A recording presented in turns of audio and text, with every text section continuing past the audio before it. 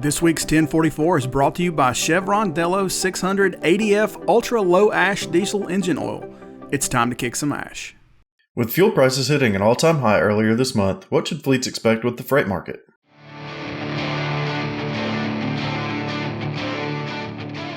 Hey everybody, and welcome to the 1044, a weekly webisode from the editors here at CCJ. I'm Jason Cannon, and my co-host on the other side is Matt Cole. Diesel prices skyrocketed during the first week of March, hitting an all-time record high national average of $4.84 per gallon during the week ending March the 7th. That's almost a 75-cent jump over the previous week. That will no doubt impact the bottom line for carriers and will increase the amount they need to make from freight to stay profitable. We spoke with Avery Vice President of Trucking for FTR Transportation Intelligence, who talked about the current state of the freight market and what carriers can do to soften the blow of astronomical diesel prices. Yeah, it is true that rates last week, the week basically ending March 4th, were weak. Essentially, flatbed rates were up a little, and then van rates were down. Now, this is not something necessarily to worry a whole lot about, because if you think about what happened during that week, diesel prices not only surged, by a record amount, but they did so in a very short period of time. So if you think about how the rates get set, brokers, essentially post a market rate, and that market rate essentially is based on the information they have at hand, usually starting with what was the rate they paid the day before. And so when diesel prices are literally moving so quickly that nobody has any visibility into them, except obviously the truckers who are paying it at the pump, rates aren't going to keep up. So my anticipation, and I can't imagine that I'm going to be wrong here, but I guess I could be, is that when we get the data for the current week, we're going to see a substantial rate increase because the market will have caught up. Now, that sort of brings up the point of there's only so much that can be done about what has already happened. We're just not going to get another increase of that scope in such a short a period of time anytime soon. We sort of priced in all of the uncertainty and the worry and just about every bad thing about what's happening in Russia and Ukraine in the latest week. And, it does look like it may continue to go up a little, but, the big jump just has already occurred. And I guess that's kind of good news in a way, because what it does mean is that fuel surcharges and rates will catch up, at least for the most part. It doesn't help a lot of carriers though that didn't have the cash or the line of credit to cover what happened the week before, and I think that's really the crunch that we see in trucking periodically. While early March fuel price increases was definitely unprecedented, Avery said it draws similarities to the post-Hurricane Katrina environment in 2005, which could mean trouble for some smaller carriers. One saving grace, though, is the strong freight environment trucking has seen over the last 18 months. We haven't really seen, obviously we haven't seen anything of this scope ever, but we did see something similar in 2005 when we had Hurricane Katrina and Hurricane Rita. And at that point, we saw what were, unprecedented by large margins increases in a week. The biggest increase during that period was at the very end of September, where prices went up about 35 cents, which, was an unprecedented increase, as of course was the most recent one. What's interesting is that it put a lot of very small operations out of business. We saw the most number of revocations of operating authority ever. It's still to this day in December of that year, and it takes a couple of months for a carrier going out of business and have that flow through to a revocation. So we're probably going to see the same thing here, just because of the sheer scope of it. We're in a much stronger rate environment, and here's where I'm going to get a little real, which is that if carriers were smart, this shouldn't be a big problem. Okay. If carriers were smart, they should have been setting aside cash to cover unusual situations. Now, whether that unusual situation is a 74-cent spike or 75-cent spike in diesel prices or some other calamity. But, given the rate environment that we've had literally for 18 months at this point. Carriers should not be in a bad position. That doesn't mean that a whole bunch of them aren't. I mean, a lot of them, first of all, we have tens of thousands of for hire trucking operations that have never been in business for themselves before the pandemic. Now, most of those new operations that we've seen about 165,000 created since July of 2020. Most of those were probably leased owner operators already. So, it wasn't really a big deal for them. The only thing they were already paying their own fuel. They were already paying their own insurance and all of that. But a lot of them were company drivers who got a truck, went out on their own. They've never experienced anything like this. And I think those probably are the ones most at risk. They didn't really understand the risks necessarily. What they saw is they could make a much higher gross pay by going out on their own, which, is true. But they become accountable for expenses that they were never accountable for. We have a very strong rate environment. We have, still very tight utilization of equipment. And so we're in a better position, I think, than we were. I mean, 2005 was not a bad year, but I think by any measure, 2021 and, in the first part of 2022 are better, the best years ever. Avery said there's still a rates risk for carriers if a lot of the new authority registrations we've seen in the last 18 months decide to go back to being company drivers. But before we hear more from Avery, let's hear from 1044 sponsor, Chevron Lubricants. Protecting your diesel engine and its aftertreatment system has traditionally been a double-edged sword. The same engine oil that is so essential to protecting your engine's internal parts is also responsible for 90% of the ash that is clogging up your DPF and upping your fuel and maintenance costs. Outdated industry thinking still sees a trade-off between engine and emission system protection, and Chevron was tired of it. So they spent a decade of R&D developing a no-compromise formulation. Chevron Lubricants developed a new ultra-low ash diesel engine oil that is specifically designed to combat DPF ash clogging. Delo 600 ADF with OmniMax technology cuts sulfate ash by a whopping 60%, which reduces the rate of DPF clogging and extends DPF service life by 2.5 times. And just think what you can do with all the MPGs you're going to add from cutting your number of regens. But Delo 600 ADF isn't just about aftertreatment. It provides complete protection, extending drain intervals by preventing oil breakdown. Before you had to choose between protecting your engine or your aftertreatment system, and now you don't. 600 ADF from Delo with OmniMax technology, it's time to kick some ash. If enough of these very small, mostly one-truck operations did not prepare for something like this, then they might end up having to, hang it up. And, if they leave the industry, that's one thing. That doesn't really change the market very much. In fact, it just tightens things. But what's more likely to happen is a lot of them will, sell their truck and go back and work for a larger trucking company. That could potentially take a little bit of steam out of the market. It's something we're watching. It's not something we're predicting, but it is definitely, a potential downside for, the kind of conditions we've been seeing, for the last year and a half. Despite the huge jump in fuel prices, Avery said it shouldn't have come as a shock to most carriers because diesel prices have been climbing steadily since the end of 2020. However, if you were caught off guard, you should always look to improve your fuel efficiency. Going forward, obviously just doing the most you can possibly do to make your operation as efficient as possible. One of the problems is the supply chain disruptions and those effects on truck manufacturing. So, one option obviously would be if you're operating a 7-year-old truck, getting one that is, say, 3 years old, or obviously even a new truck if that's something that you can afford or can do. But that's a very difficult situation right now because of truck production. So, I'm going to say here that, like upgrading your truck, the entire truck is desirable, but is probably difficult in the near term. So, watching watching all of your out of route miles, being especially careful about all of that. I think, the other thing is that obviously if we have other surges, and we probably will, if this is a sustained campaign in the Ukraine or God forbid beyond that, we may see another, other periods of time. The point is that surcharges are there for this reason.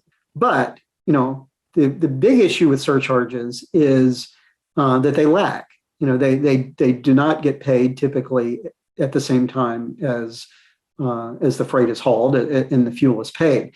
But there are a lot, because of competition right now, because things are so tight to get capacity, a lot of brokers, I guess shippers as well, are perhaps more willing to pay more quickly.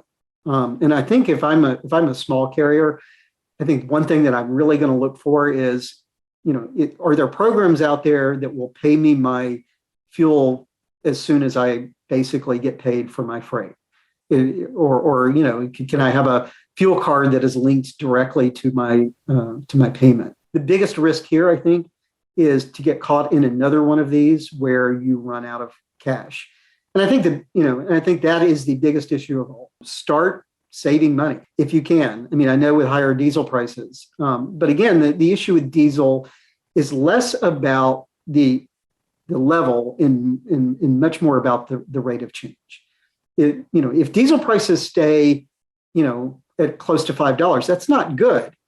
But if they stayed at $5 consistently over time, that's, less not good. Stability is important.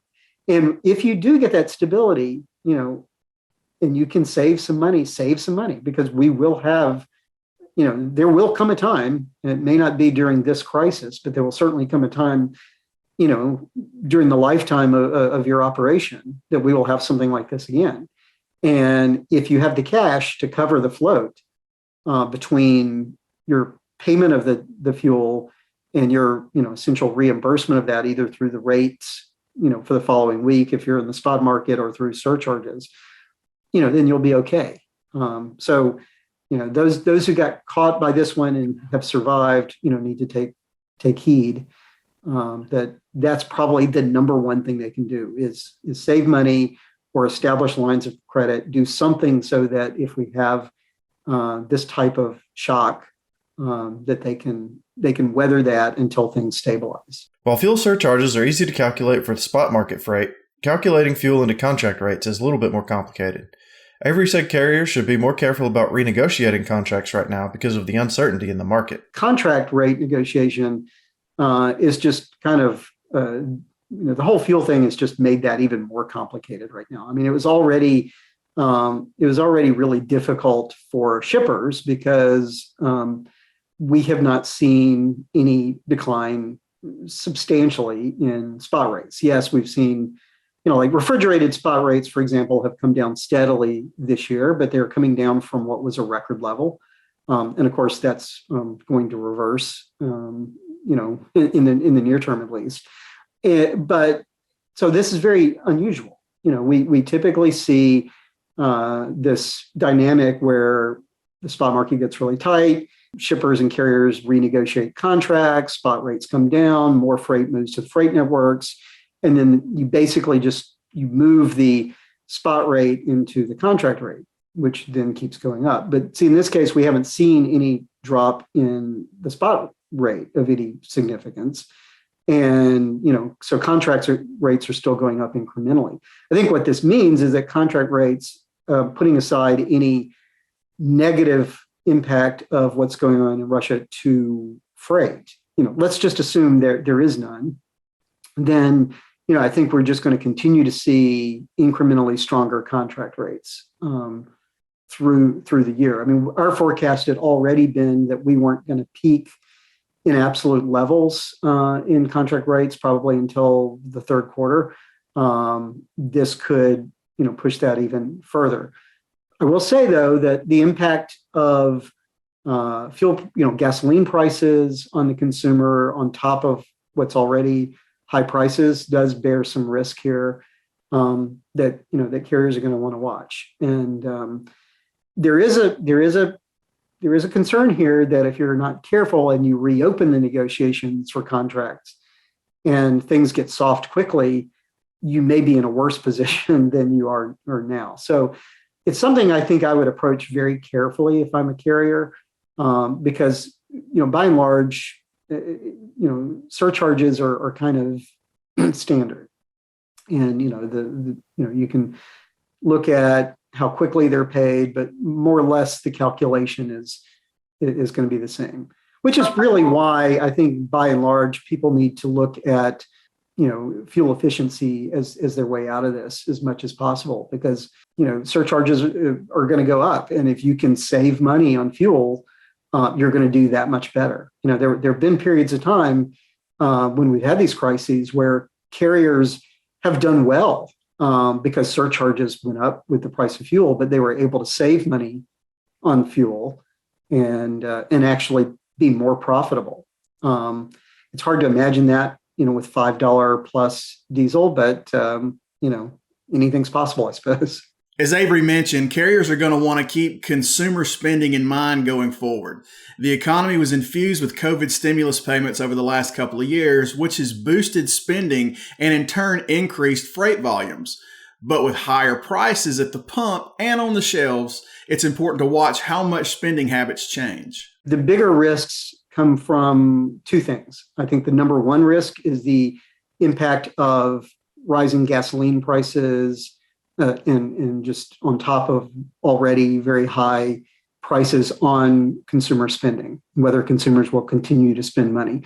That is absolutely the most critical thing. I mean, if we look at what's happened with trucking in the last 20 months or so, it's all been because the American consumer, who was given $4 trillion plus in cash, has spent unprecedented amounts of money, and it is continuing to do so. And that's fundamentally what's behind the strong market for trucking. If that goes away, and we know that it's not going to keep growing, but if that were to go away very quickly, that would undo everything.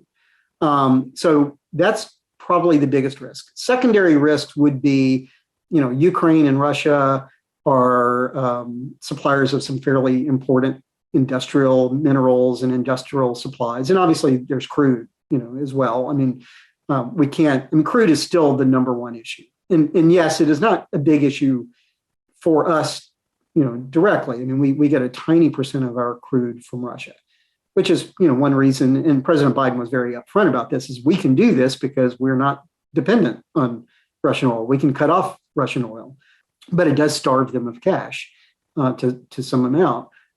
Because even though it's a tiny percent of our use, since we're the world's largest consumer of oil, that's still a lot of money to Russia. But if we look at Europe gets about a third of its oil. They can't do without it. And if something does disrupt that, they've got to go elsewhere to get it. And if they go to, that becomes a domino effect, if you will, and that can have a big impact. But then we also have things like neon. Neon is used in semiconductor manufacturing, and from what I understand, Ukraine is the world's largest exporter of neon. If that gets disrupted, there's follow-on impacts there for the automotive industry. From what I understand, it doesn't affect the heavy truck production as much because the processes are different, and neon's not used in that way as much. But it doesn't take too much thinking to look at, okay, well, let's say that there's a disruption in automotive chips. Well, maybe there's going to be some diversion from heavy truck, into cars and light vehicles, which of course are far more profitable because there's, number one, so many more of them, and the margins are so much higher. We're still in this very disrupted, supply chain. That's been good for trucking in a lot of ways, because it has kept a high level of uncertainty in when freight was going to be available. That has basically shifted a lot of freight to the spot market, along with all the disruptions in trucking employment and drivers. But so that supply chain has been a good thing. But there does become a point where the supply chain gets more than disrupted. It gets crashed, or smashed, and that becomes a very different scenario. Let's face it. I mean, the risks have gone up. We are not forecasting a recession, but but certainly whatever risk there was of a recession is higher now than it was a month ago. It's something to watch, very closely. I mean, I would definitely be, yes, you've been getting really high rates, I wouldn't go making a lot of purchases at this point. You can't get a new truck anyway, but I probably wouldn't go out and buy a new truck now. If you're a larger carrier that has facilities, I wouldn't be building a new terminal or anything right now. I think now is the time to be very careful with costs. Ultimately, the big question that's looming for fleets is whether this is going to be the beginning of the tide turning back in favor of shippers in the freight market. The one thing we cannot overlook is just how much cash the American consumer still has. The 3 rounds of stimulus we had in April of 2020, January of 21, and March of 21, is nothing like we've ever seen before. And we essentially refunded to the American people trillions of dollars of tax funds, with potential deficit implications down the road. But who's worried about that right now? They've spent a lot of it, but they still have a lot. And I think that really comes down.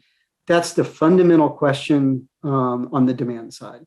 Will consumers continue to spend lots of money when prices are going up? And so, that's an issue on its own. Is even if they continue to spend, the fact that prices are going up is going to take a little bit of an edge off freight, just because they're spending more money to get the same goods, which means they have less money to spend on other goods. So there's going to be a little bit of an impact there. I mean, we're already seeing, if you look at retail sales on what we call a nominal dollar or current dollar basis, and compare that to real retail sales adjusted for inflation, we continue to hit record levels for retail sales almost month after month. We did in the latest month that we have data for, which is January.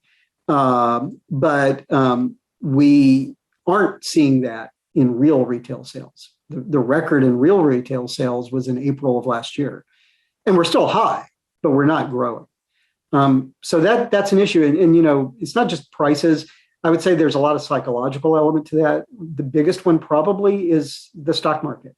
We continue to see volatility. Yes, yesterday was a good day. We've had a few good days, but we're having more bad days than good days. And, it's still drifting lower.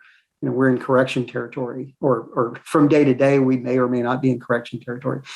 That's got to have some impact on the consumer when they look at their 401ks and they look at their investments and, realize, I'm not as great a shape as I thought I was. I don't have as much extra here as I thought I had. So that's a concern.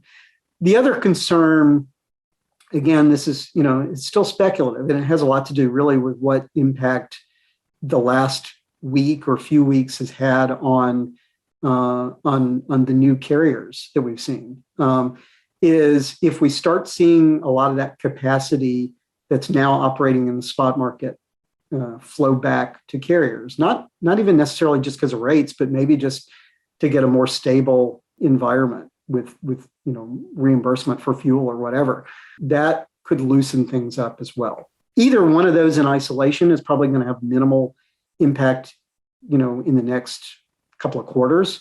If both of those happened at the same time, if we had a significant decrease in consumer spending and a shift of capacity back from the spot market to larger truckload carriers, I think that could be enough to bring things down. Even then, I don't think we're looking at anything happening before this fall or later. If it happens at all, it just is going to take a lot of time for that to flow through the market. But it is a risk that I would say has been going up just because diesel prices have been going up. I mean, again, this is not new. We were starting to see revocations of authority go up. And in fact, I can't remember if it's December or January, that number was higher than we've seen in any month since right after Katrina. Now, those numbers are going to go up anyway because the number of carriers has gone up. So, you're going to have a higher number of revocations. But it's something, clearly to watch because we've known historically that surges in diesel prices have taken out capacity like that. And again, if they leave the industry altogether, then that's not going to loosen things up. But if they leave the spot market and go back to truckload carriers, that could have an effect. That's it for this week's 1044. You can read more on ccjdigital.com, and as always, you can find the 1044 each week on CCJ's YouTube channel. And if you've got questions, comments, criticisms, or feedback, please hit us up at 1044trucking@gmail.com or give us a call 404-491-1380. Until next week, everybody stay safe.